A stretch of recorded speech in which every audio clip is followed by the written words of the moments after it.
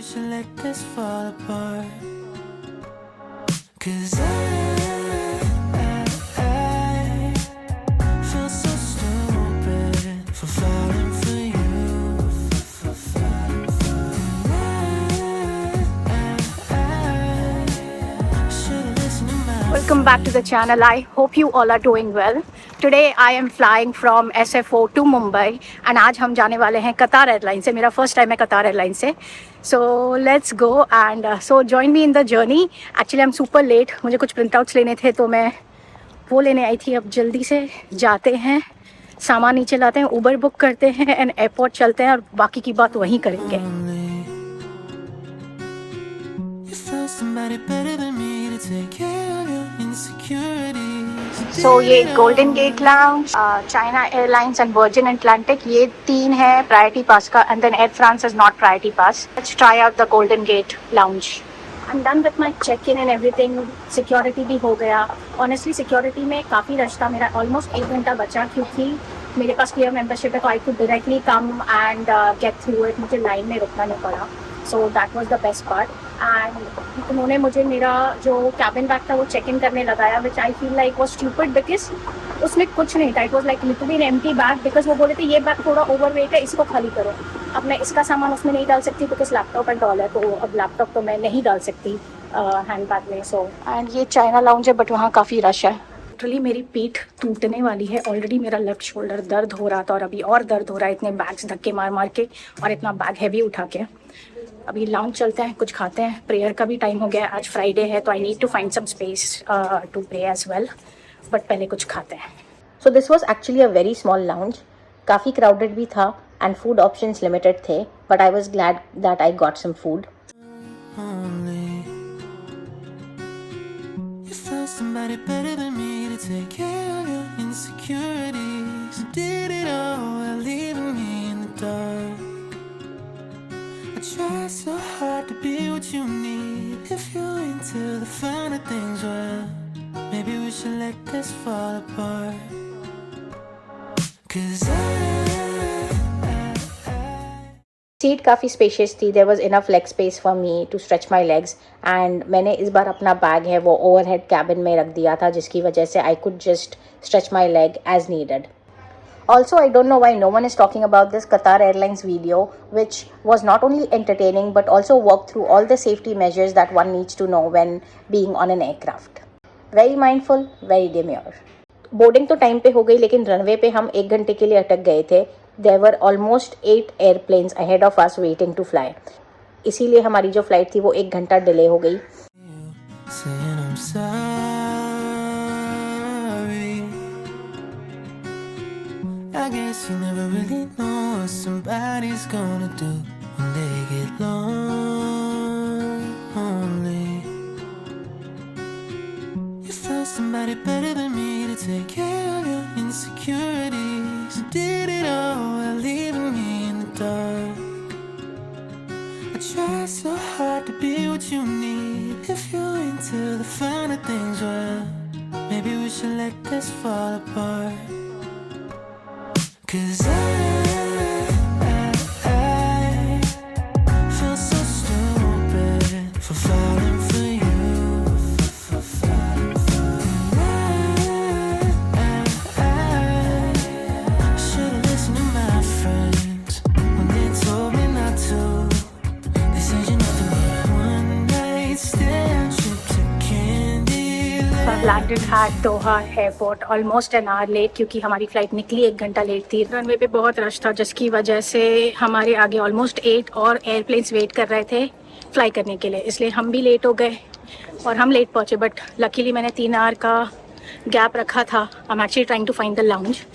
तो अब मेरे पास और 2 घंटे हैं तो पहले लाउंज चलते हैं, कुछ खाते हैं. Honestly I am not that hungry but फिर भी खाते हैं. Let me ask someone first. But जो एयरपोर्ट है इन्होंने काफ़ी अच्छा बनाया है. I am kind of impress with the airport. It's feels like I am in a European country, even तो मैं कोई यूरोपियन कंट्री अब तक गई नहीं हूँ. बट कंपेयर टू US काफ़ी अच्छा एयरपोर्ट लग रहा है. एंड उस बंदी ने मुझे बोला कि इस तरफ कहीं पे लाउंज है. सो अल महा लाउंज है, वो यहाँ का प्रायोरिटी पास लाउंज है. सो मैंने सोचा मैं वहीं चलती हूँ and I still have some time, so I am gonna like kill my time there. देखते हैं लाउंज कैसा है। ऑनेस्टली जो SFO पे जो लाउंज में मैं गई थी that was a very small lounge और खाने का ऑप्शन भी बहुत लिमिटेड था, नथिंग ग्रेट। मे बी अगर नेक्स्ट टाइम दूसरा ऑप्शन होगा तो मैं वहाँ नहीं जाऊँगी। तो अब यहाँ भी चलते हैं और आई लेट यू नो कैसा था।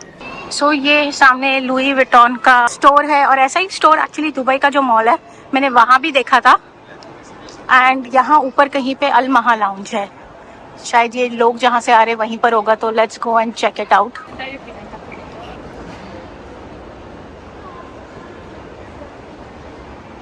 यहाँ भी अच्छी खासी लाइन है। आजकल जहाँ भी जाओ प्रायोरिटी पास लाउंज में लाइन ही होती है।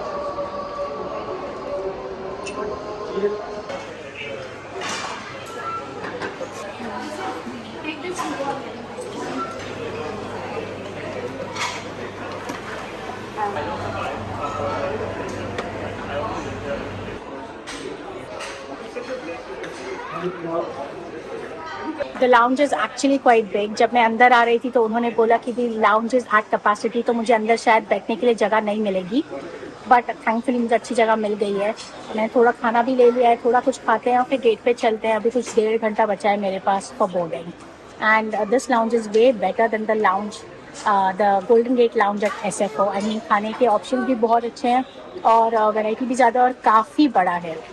They have this nice coffee machines, but they don't have any decaf option है यहाँ पर। They're not sure if they have decaf or not, तो मैं इसलिए चाय पी लूँगी। लाउंज में खाकर मेरा हो गया। अभी कुछ मेरे बोर्डिंग को 1 घंटा बाकी है, तो मैंने सोचा कि मैं गेट पर चले जाती हूँ। एंड ऑनेस्टली गेट ज़्यादा दूर नहीं था, लाउंज से पास में ही था। सो मैं ऑलमोस्ट पहुँच भी गई हूँ गेट के पास। आई थिंक 2 या 3 घंटे की यहाँ से फ्लाइट है टू मुंबई। सो मुझे लगा मैं गेट पर आ गई हूँ ऑलमोस्ट, क्योंकि B1 to B10 सब इधर ही है, बट उतना लंबा मैं चल के आई वो सिर्फ B1 था और अभी B2 दूर है एंड मुझे जाना है B8 पर। So if you can see यहाँ पे जो है वो B2 है और पता नहीं B8 का है। I have no idea. इतना भी पास नहीं है जितना मुझे लगा था। एंड फॉर सम रीज़न मेरा यहाँ पे नेटवर्क नहीं चल रहा है। मेरा T-Mobile का नेटवर्क है बट वो यहाँ नहीं चल रहा है। मेरा इंटरनेट भी नहीं चल रहा है, तो मैं घर वालों को फ़ोन करने की कोशिश कर रही हूँ, वो भी नहीं हो पा रहा है। But let's see, I hope Mumbai में चल जाए बिकॉज वहाँ ज़्यादा ज़रूरत पड़ेगी कम्युनिकेट करने की। मेरे कंधे टूट गए हैं ये बैग उठा कर, क्योंकि ये बैग काफ़ी भारी है। ऑलमोस्ट 8 to 10 kgs होगा इस बैग में। I do regret checking in my hand luggage, क्योंकि अगर मेरा कैरी ऑन होता तो मैं ये बैग उस पर डाल देती। तो जो मैंने गलती की है वो आप लोग मत करना। जब भी आप चेक इन काउंटर पे जाओ तो कोशिश करना कि ये बैग का ना दो उनको सिर्फ हैंड लगेज दो, बिकॉज बहुत जगह पे वो सिर्फ हैंड लगेज चेक करते हैं, ये चेक नहीं करते हैं। तक मैं हर जगह पे मेरे दोनों लैपटॉप्स लेकर जाती हूँ, मेरा यही बैग लेके जाती हूँ। I never had any issues, but this time I don't know. सही टाइम पर आ गई मैं, क्योंकि बोर्डिंग चालू हो गई है। The second leg of the journey went by pretty fast. Enjoyed some food, watched a movie, and then here I was in Mumbai. Landed in Mumbai and literally running for immigration because बहुत सारा rush है आगे भी और पीछे भी। And mom dad बिल्कुल भी सोए नहीं है। They are ready to leave to pick me up, but मैं बोल रही हूँ रुको थोड़ा, इमिग्रेशन होने के बाद निकलना। And I can barely speak right now, तो इमिग्रेशन की बात करते हैं। सब इमिग्रेशन के लिए भाग रहे हैं। आगे भी इससे ज़्यादा क्राउड मैं पीछे छोड़ कर आई हूँ।